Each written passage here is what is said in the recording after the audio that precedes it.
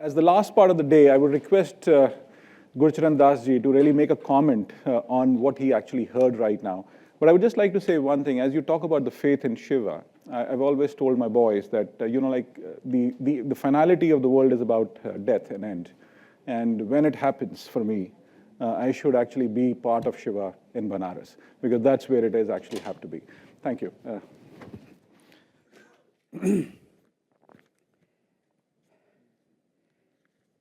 Seeing the work, the brilliant work of Veer Munshi, and of Vibhav and Connor, I think what I'm struck with is that India is a state of mind. It's a temper. In fact, if I were writing a book on liberalism, I would say it's a liberal temper, and fundamentally, the civilizational qualities of that temper are skepticism, where in the famous, most ancient Rig Veda, 1500 BC, they're trying to figure out who created the world, and they get into an argument. And in the famous Nasadiya verse, they're saying, well, maybe we should ask the gods. Oh, but the gods came afterwards, so that's no good. Or maybe we should ask the Brahmins. Oh no, they're always arguing with each other. We'll just get confused. And so they go back and forth and finally decide, well, maybe we don't know how the universe or the cosmos was created. Now that's the skeptical gene imparted 1500 BC. And from there you see this developing in the Upanishads, which are basically mental experiments, the Upanishads. And so out of this emerges the Argumentative Indian, which was the title of a book of Amartya Sen, and a questioning attitude which is in the various schools of Indian philosophy. We recently had the largest TV event in the country. The TRPs, I think if they really wanted to monetize them, whoever could be billionaires. But on 22nd of January, we had the inauguration of Ayodhya Temple. And I'm not going to discuss the secular versus the non-secular aspects of that event. But what was striking was the attitude of an aunt of mine. She told me she was crying all day watching it. And why? She said, up till now, I'm surrounded by people like you, meaning me, skeptical, Western and educated people who made me feel ashamed of our 330 million gods, because it was primitive, polytheistic, superstitious.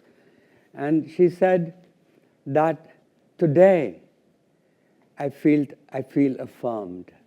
And she was absolutely right, because what she was celebrating was the notion that the 330 million gods who the Muslim invaders looked down on as kind of a primitive society, and then the English missionaries who came had a similar reaction. She said that what she understood there was, yes, that God at the corner over there, yes, he's a symbol of that one God. And all 330 million gods, that's why Gandhi used to say, well, we have 330 million gods, but we also have one God. And so in the same breath, in a very contradictory statement. So I guess what I'm what strikes me here is the fact that the importance of that day. I was bothered, frankly, and I didn't watch for too long because I didn't like the fact that we were mixing religion and politics. And I'm a child of the partition, and I get very worried when the two mix. However, I could see her point of view, for she had felt ashamed, she said, of being Hindu because all these years, and suddenly she no longer felt ashamed. That was her point of view, and so this is part of this story. I'll quickly just end with one